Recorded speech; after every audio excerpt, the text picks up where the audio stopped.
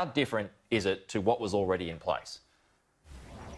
Well, look, it is the most significant reform to our foreign investment review arrangement since 1975, and it really is an update of a regime that has served Australia well in the context of global trends and emerging risks. And really, foreign investment is incredibly important for Australia. We rely on foreign investment to grow our economy to its full potential, and that is why it's so important that the public can have confidence in the integrity of our foreign investment review arrangements to ensure that all of the foreign investment is in our national interest, is not contrary to our national interest, and that appropriate scrutiny is applied, in this context in particular, in relation to national security sensitive assets.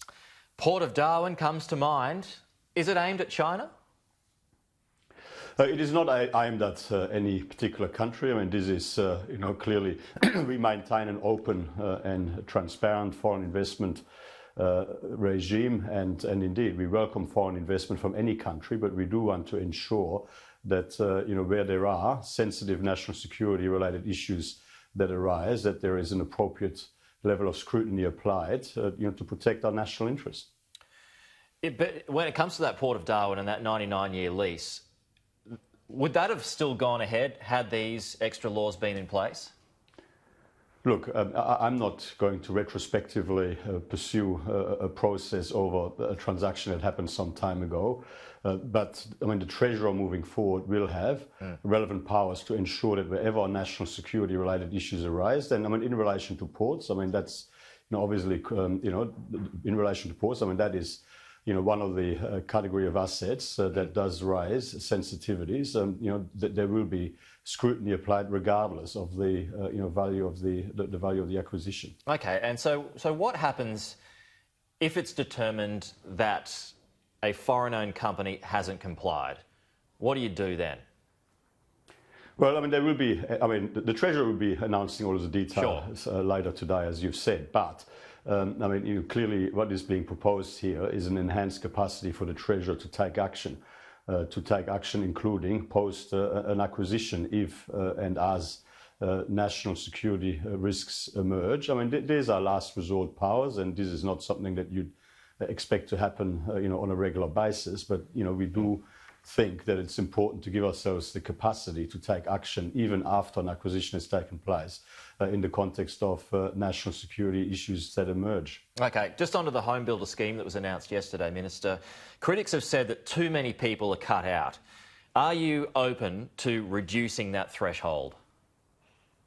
Well, no. I mean, we've announced a very important measure. It is designed to support about 27,000 projects. I mean, our estimate is that this will support about 20,000 new builds and about 7,000 home renovations. And, it's calibrated, in order to ensure that the support is targeted at those, most needing that support. I'm not being accusatory or anything like this. I'm just trying to work out the logic behind those numbers. So basically you've got a couple that are earning $200,000 combined, and they'll basically have to take out a loan of $150,000. That's going to take them a long time to pay back. So how did you come to those numbers? Well, I mean, this happens in Australia every single day. I mean, people take out loans in order to fund renovations. People take out loans to buy new homes. I mean, so, essentially substantial renovation is something that is defined in our GST legislation, and we are working with that legislation. And the ABS data will show you that a new build on average costs about $320,000 on average, and substantial renovation, it's sort of roughly half that amount. But we want it to be more than just a new kitchen or paint job. Sure. It's got to be something substantial. I mean, the whole objective here was to support the residential construction sector, which incidentally, in any normal year, or certainly prior to COVID taking place, I mean, the expectation was that about 170,000 new builds would take place across Australia. So, I mean, these are things that in the ordinary course of events happen all the time. People take out loans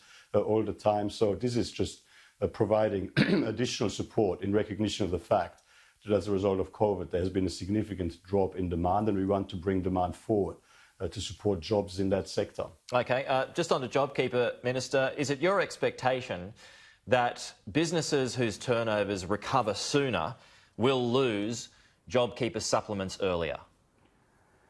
I'm not going to speculate about decisions that may or may not be made, subject to the recommendations out of the Treasury review, which we are yet to receive, subject to reviewing for another month or so economic data about how businesses are recovering, how businesses are able to,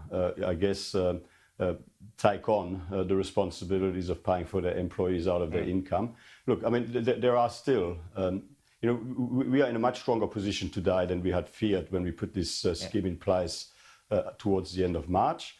But we will be reviewing the data, reviewing the information, reviewing the advice, and make decisions at a time when all of that is in front of us. I know that the media and others are always keen to encourage us to speculate in the absence of that relevant information, but that's just not something that we can responsibly do. But like you said then, you acknowledge that the economy is bouncing back faster or quicker than you thought it might have. So doesn't it stand to reason that businesses that are recovering quicker wouldn't need JobKeeper? Well, what stands to reason is that we're 2 months into a 6-month program, and that we said that at the halfway mark we would be conducting a review, and indeed that's going to take place. We'll be receiving the review findings and recommendations from Treasury later this month. By then there'll be further economic data. I mean, at the moment, lots of people are speculating about what may or may not be the circumstance, but we'll have a clearer picture in a few weeks' time, and by 23 July we'll be making relevant decisions and relevant announcements at that point in time. In the intervening period, everything that's being said about what may or may not happen is just speculation. So you don't rule it out. You don't rule it out that businesses. I'm not going to start playing a rule-in, rule-out game. What I'm saying to you is we're 2 months into a 6-month program. And as we've said right from the outset, there is a review halfway through. We will consider the findings of that review, the recommendations out of that review. We will consider how the economic data that comes through shows us, how things are developing in the broader economic context and across specific sectors, and we'll make judgments, sensible judgments accordingly. But to make judgments in the absence of relevant information, in the absence of more data out of the economy, in the absence of recommendations and review findings from Treasury, would be highly irresponsible.